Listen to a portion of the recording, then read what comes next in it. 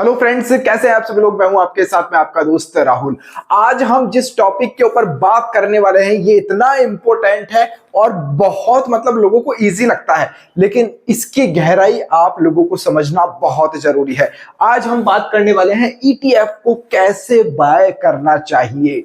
आपके जो पोर्टफोलियो के अंदर प्रॉफिट और लॉस होता है ना, वो इसी चीज के ऊपर डिपेंड होता है कि आप बाय कैसे कर रहे हो सर, बाय कब कर रहे हो और कितनी क्वांटिटी में कर रहे हो और किस ईटीएफ के अंदर कर रहे हो। तो आज ये सारे टॉपिक हम इस वीडियो के अंदर कवर करने वाले हैं। इसलिए आप ईटीएफ के अंदर भैया इन्वेस्ट करते हैं तो ये वीडियो मैं कहता हूं टाइम निकाल कर, अभी टाइम नहीं है वीडियो जब आप देख रहे हैं तो बाद में, शाम को, दोपहर में जरूर देखना। एक बार आप इस वीडियो को जरूर देखना और गहराई से समझना, और मेरे को उम्मीद है आपको बहुत अच्छी नॉलेज देखने को मिलने वाली है। क्योंकि इस वीडियो के अंदर हम बात करेंगे कि राइट टाइम पर एंट्री ईटीएफ के अंदर कैसे लेनी चाहिए। आपके पोर्टफोलियो का सब कुछ डिसाइड ये तीन चीजें करती है सर।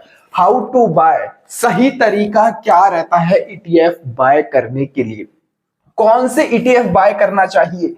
मैं देखता हूं आप लोग मेरे को पोर्टफोलियो शेयर करते हो भर भर के, उसके अंदर ईटीएफ्स होते हैं जिनमें से मेरी नजर के अंदर उनमें से बहुत सारे ईटीएफ तो काम के नहीं होते हैं। आपने मान लो 25 ईटीएफ ले रखे हैं, 12 प्लस में चल रहे हैं, 13 माइनस में चल रहा है, कोई मतलब ही नहीं है ऐसा पोर्टफोलियो बनाने का। इसलिए पोर्टफोलियो हमेशा अच्छे ईटीएफ का ही बनाना चाहिए। तो इन सभी टॉपिक के ऊपर आज हम डिटेल के अंदर बात करने वाले हैं।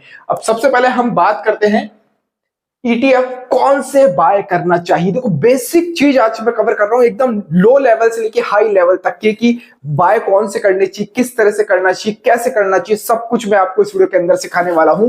तो चैनल को सब्सक्राइब कर लेना यार, वीडियो पसंद आए तो लाइक करना और चैनल को सब्सक्राइब कर लेना। अब देखिए, सबसे पहले बाय कौन से ईटीएफ करने चाहिए जिनका लार्ज एयूएम होना चाहिए सर। एयूएम उनका लार्ज होना चाहिए।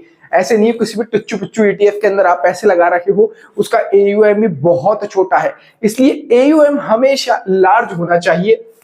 अब बात करते हैं वॉल्यूम। सर वॉल्यूम क्या होती है? वॉल्यूम हाई होना चाहिए कि कितने लोग दिन के अंदर उस ईटीएफ के अंदर आ रहे हैं और जा रहे हैं, उसकी लिक्विडिटी डिसाइड कर रहे हैं, इसलिए उसका वॉल्यूम हाई होना चाहिए। एयूएम भी लार्ज होना चाहिए, यानी बड़ा होना चाहिए ईटीएफ, हाई वॉल्यूम होना चाहिए, और 3% या उससे मोर देन वो डाउन होना चाहिए जिस दिन आप बाय कर रहे हो। ऐसे नहीं है कि भैया ईटीएफ ऊपर की तरफ है, आप यहां पर एंट्री मार रहे हो, ऐसी गलती मत करना। 3% या उससे ज्यादा अगर वो डाउन हो तो बाय करना। अब देखिए, आज मैंने MON100 की बाइंग ली है टेलीग्राम पर। देखो, स्क्रीनशॉट भी मैंने लगा रखा है। टेलीग्राम चैनल हाँ अभी तक आपने ज्वाइन नहीं किया तो कर लेना, फ्री ऑफ कॉस्ट, कोई पैसा नहीं लगता है। अब MON100 मैंने बाय क्यों किया है? क्योंकि आज ये 3% से ज्यादा मेरे को डाउन मिला है। रात को ही मैंने मैसेज डाल दिया था कि आज डाउन मिलेगा MON100, क्योंकि नेस्डेक डाउन था मार्केट। तो एक दिन पहले भी मार्केट डिसाइड हो जाता है और आपको इन्फॉर्मेशन टेलीग्राम के ऊपर मिलती रहती है, इसलिए ज्वाइन कर लेना। अब MON100 मैंने इसलिए बाय करा क्योंकि 3% ज्यादा मेरे को डाउन मिल रहा था और लिमिटेड क्वांटिटी ली है मैंने, ज्यादा क्वांटिटी नहीं ली है, 35 क्वांटिटी ली है। आप देख सकते हैं क्यों ली है, क्योंकि 35 से मेरे को पता भी है और नीचे जाने की पॉसिबिलिटीज होगी तो मैं फंसूंगा नहीं। तो ये भी थोड़ा सा कॉमन सेंस आपको बाइंग करते समय देखना है। अब बात आती है नंबर ऑफ स्टॉक।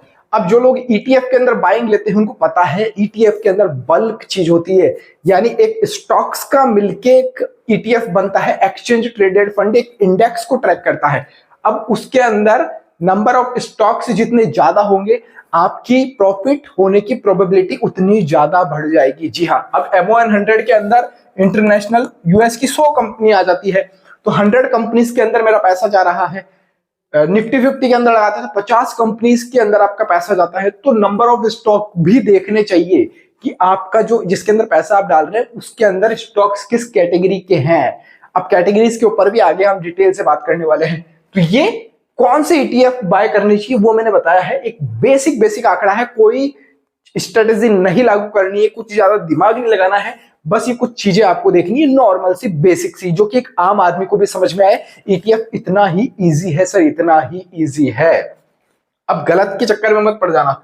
अब बात करते हैं हाउ टू बाय। सबसे मेन इंपोर्टेंट पार्ट आ जाता है how to buy. Sir buy कैसे करें? अब पता चल गया हमको कि लार्ज एयूएम है, उसका लिक्विडिटी वॉल्यूम भी बहुत अच्छा है और नंबर ऑफ स्टॉक भी अच्छे हैं, 3% से ज्यादा डाउन भी है।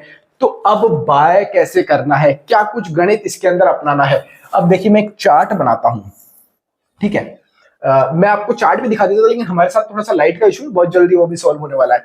मार्केट चल रहा है, इस तरह से मार्केट चल रहा है, ठीक है, ऐसे मार्केट चल रहा है। अब चार्ट सबसे पहले आपको देखना है ईटीएफ का, या उस इंडेक्स का भी चार्ट देख सकते हो जिसको वो रिप्रेजेंट कर रहा है। अब देखिए आपने एंट्री ऐसे नहीं है, आपने हाई लेवल पे लेनी है। आपको देखना है वो ईटीएफ एक जोन के ऊपर आपको बार बार टकराता हुआ नजर आएगा। जैसे MON 100 का ही मैंने एग्जांपल लिया है, आज जो मैंने बाय किया है वो 180 के आसपास बार बार टकरा रहा है पिछले 3 से 4 बार। आप देखना जब एक ईटीएफ बार बार एक ही जोन के ऊपर टकराएगा, एक प्राइस पे आके टकराएगा, वहीं से आपको उठाना है। हो सकता है वो वहां से नीचे भी चल जाए, तो आपको एवरेज करना पड़ सकता है। वो कैसे करना है वो आगे बताऊंगा। लेकिन अगर वो टकरा के वहां से ऊपर जा रहा है तो आपको एक प्रॉफिट देकर जाएगा। एक प्रॉफिट आपको आपके पोर्टफोलियो के अंदर पहले दिन से ही नजर आएगा अगर आपने एक सपोर्ट लेवल के ऊपर उसकी बाइंग ले ली है। तो कहने का मतलब है आपको बाय वही करना है जहां पर वो टकरा रहा है। अब बात करते हैं कि कैसे हम उसको बाय करेंगे, तरीका क्या रहेगा हमारा उठाने का, कितनी क्वांटिटी के अंदर हमको लेना है, वो सब भी हम देख लेते हैं। अब मान लीजिए मैं एमटीएफ का जिक्र करता हूं बार बार, कई लोग कहते हैं सर एमटीएफ समझ में नहीं आता है हमारे, या एमटीएफ हमको रिस्की लगता है, और कैसे लोग इसके अंदर फंस जाते हैं वो सब कुछ भी मैं आपको बताता हूं। एमटीएफ के अंदर लोग कैसे फंस जाते हैं और कैसे आपके लिए बेनिफिट हो सकता है। अब मान लीजिए आप कोई 100, आपके पास में 1000 रुपए है, आपके पास में 1000 रुपए है, आपको ईटीएफ बाय करना है जो कि एक XYZ ईटीएफ है, वो 100 रुपए का है। अब सर मैं आपसे पूछूंगा कि इस 1000 रुपए में आप कोई ETF XYZ 100 रुपए का है तो आप कितनी क्वांटिटी ले सकते हैं। आप बोलेंगे सर सीधी सीधी 10 क्वांटिटी आएगी। भाई 10 क्वांटिटी आप ले सकते हैं, ये तो एक बेस्ट तरीका है, सबसे इजी तरीका है कि आप ETF को बाय कर लो। लेकिन मैं कहता हूं आप इस 1000 रुपए से XYZ ETF की 50 क्वांटिटी ले सकते हो। अब आप बोलोगे ये कैसे पॉसिबल है सर, 1000 रुपए के अंदर हम 50 क्वांटिटी कैसे लेंगे, और अभी तो स्टॉक मार्केट गिरा हुआ है। ले सकते हो आप MTF फैसिलिटी के थ्रू, मार्जिन ट्रेडिंग फैसिलिटी। इसके थ्रू आप कैसे लोगे, मैं अभी इसको प्योरिटी क्यों दे रहा हूं, क्योंकि देखो सर MTF वैसे तो बहुत नुकसानदायक होता है, नुकसान भी बताऊंगा, ऐसे नहीं फायदे फायदे आपको गिना रहा हूं, नुकसान भी गिनाऊंगा। MTF की जो फैसिलिटी है वो आपके लिए कैसे वरदान साबित हो सकती है वो मैं आपको बताता हूं। अब मान लो मार्केट गिरा हुआ है, आपका कैपिटल पहले से मार्केट में होगा भैया, बहुत लोगों का है जिनके पास में कैपिटल नहीं है और वो ज्यादा ट्रेडिंग करना चाहते हैं, वो कैसे कर सकते हैं। एमटीएफ क्या कहता है कि आप मेरे को थोड़ा बहुत पैसा दो, आपका बाकी का पैसा मैं खुद दूंगा आपको। अब मैं क्यों दूंगा, लेमन एप्लीकेशन आपको 5x एमटीएफ फैसिलिटी देता है, यानी 5 गुना तक की एमटीएफ की एक लेमन के ऊपर फैसिलिटी और है। सबसे कम रेट ऑफ इंटरेस्ट 9% आपसे चार्ज कर रहा है। दूसरी बात, ब्रोकरेज आपका फ्री है, एएमसी आपका फ्री है, इसलिए मेरे को लेमन बेस्ट लगता है। और सेबी रजिस्टर्ड है भैया, ऐसे टिच्चू पिच्चू कोई एप्लीकेशन नहीं है, सेबी रजिस्टर्ड ब्रोकर है एमटीएफ ये लेमन एप्लीकेशन। तो जाकर अकाउंट बना लेना, डिस्क्रिप्शन पिन कमेंट के अंदर लिंक डाल दूंगा। अब क्या है इसके अंदर, आपने 1000 रुपए दिए और आपने यहां पर 5000 रुपए का माल उठा लिया। 5000 रुपए का आपने माल उठा लिया है तो बाकी के 4000 रुपए आपको लेमन दे रहा है। 1000 रुपए की ईटीएफ आपके पास, 1000 रुपए आपके पास थे, आपने 100 की क्वांटिटी के अकॉर्डिंग ये 5000 का आपने माल उठा लिया है। बाकी बीच के जो 4000 रुपए आपको लेमन ने दिए है ना, समझना एमटीएफ का गणित समझना, जिन लोगों को समझ में नहीं आता है। 4000 रुपए के ऊपर आपसे लेमन ऐप क्या करेगा, आपसे 9% इंटरेस्ट लेगा सालाना, सालाना बोल रहा हूं, साल का 9% लेगा। पर डे के अकॉर्डिंग 0.0 कुछ आप कैलकुलेशन निकाल लेना कितनी होती है, तो 9% आपसे चार्ज ले रहा है सालाना। अब मैंने आज MON 100 बाय किया है, ठीक है, 1000 रुपए लगाकर 5000 का माल ले लिया है। अब अगर ये, अब देखो ये तो फायदा हो गया कि हमको 5000 का माल मिल गया है, साल भर में हमने 20% भी निकाल दिया तो 9% इधर देना, 11% हमारा फायदा रहने वाला है, और कैपिटल भी दूसरे का, हमारी टेंशन खत्म। लेकिन गलती से मार्केट नीचे आ गया तो क्या होगा सर, मार्केट नीचे आ गया तो लेमन क्या करेगा, ये 4000 रुपए के ऊपर रिस्क नहीं लेगा भैया, 4000 रुपए के ऊपर रिस्क नहीं लेगा, ये 1000 रुपए के ऊपर ही रिस्क लेगा सर, 1000 रुपए के ऊपर ही। तो बोले ऐसी सिचुएशन के अंदर क्या करे, अब देखिए, आप जो ईटीएफ के अंदर इन्वेस्टिंग करते हैं उन्हें अच्छे से पता है सर, बेहतरीन तरीके से पता है कि जब ईटीएफ ऐसे तो डाउन आते नहीं है। अब ये 100 रुपए से अगर 80 रुपए का हो जाएगा ना, 100 से 20 रुपए नीचे डाउन आ जाएगा, 80 का हो जाएगा, तब आपके 1000 रुपए का नुकसान आपको होगा, 1000 रुपए का। अब आपको 1000 रुपए का नुकसान यहां पर ये शो हो रहा है। अब ये क्या होगा, यहां पर 5000 रुपए हमने लगाए हैं, 80 रुपए के ऊपर आ चुका है, 1000 रुपए के ऊपर आपका रिस्क आ चुका है सर। अब हम क्या करेंगे, इसके अंदर 1000 रुपए के अंदर हम एवरेज करेंगे। 11 आपसे पूछेगा कि सर, आपके ऊपर मेल आ जाएगा कि इस 1000, अब आपका रिस्क फैक्टर चालू हो चुका है, तो आपको ऐड फंड करना है। अब या तो आप फंड ऐड कर सकते हैं उसके अंदर कुछ और, या उसको एवरेज करने के लिए और फंड डाल के और क्वांटिटी बाय कर सकते हैं। तो अब आप 80 रुपए के ऊपर क्वांटिटी बाय करेंगे तो आपका बीच का निकल जाएगा। पहले 100 रुपए के ऊपर बाइंग थी, अब आपकी बीच में बाइंग आ जाएगी 85, 90, जितनी भी आप क्वांटिटी लेंगे उस अकॉर्डिंग आपकी बाइंग एडजस्ट हो जाएगी। तो वैसी प्रोबेबिलिटी बहुत कम होती है क्योंकि ईटीएफ इतने डाउन जाते नहीं है। अब जैसे MON 100 180 पर है, तो क्या अब मैंने जो रिस्क फैक्टर देखकर चूज किया था वो क्या 150 का हो जाएगा अचानक से? नहीं होगा ना, वो 150 के ऊपर आएगा तब मेरा रिस्क फैक्टर चालू होगा।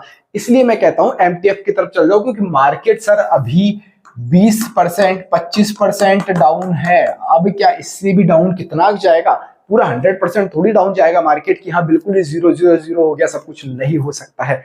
इसलिए कहता हूं बाइंग करने की ये कुछ स्ट्रेटेजी तरीका होता है, उस तरीके को सिचुएशन के अकॉर्डिंग सेट किया जाता है, ऐसे सेट नहीं होता। सिचुएशन अगर आपको कहती है कि आप MTF की तरफ अभी जा सकते हो, अब MON 100 मेरे को पता है इस वीक मान लो 180 पे मैंने बाय किया है और 195 पे चल गया, तो मैं सेल कर दूंगा, उसको एग्जिट कर दूंगा, क्योंकि मेरे को पता है मैंने वहां से 5 से 6% का मैंने प्रॉफिट निकाल लिया है। और यहां पर इंटरेस्ट कितना दिया पर डे के अकॉर्डिंग, मैंने 0.0 कुछ परसेंटेज आएगा। तो ये स्ट्रेटेजी कहती है इस तरह से आप फायदा ले सकते हैं। तो हाउ टू बाय ETF इस तरह से करना चाहिए। देखो, पहली बात तो आपके उसमें कैपिटल है, तो मैं कहूंगा कैपिटल से जाओ। कैपिटल से नहीं जाना है आपको, तो आप MTF फैसिलिटी की लाभ ले सकते हो, उसका यूज कर सकते हो। और मेरे को उम्मीद है कि आपको अब MTF अच्छे से समझ में आ गया होगा, जो चीज मैं आपको समझाना चाह रहा था लेमन ऐप के थ्रू। तो आई होप वीडियो आपको पसंद आया होगा।